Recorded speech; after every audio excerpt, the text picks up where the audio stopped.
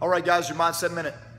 Let's talk a little bit about the difference between being results-oriented versus process-oriented. Most people are results-oriented. And so the problem with that is if we don't see the results that we want, then we get discouraged, we get frustrated, we get stifled.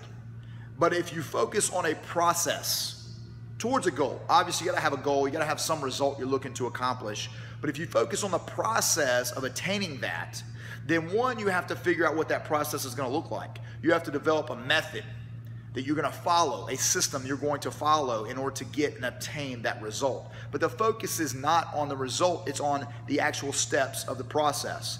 This keeps you localized in your focus.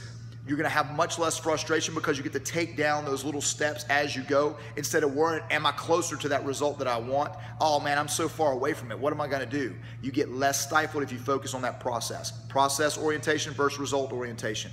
That's your Mindset Minute.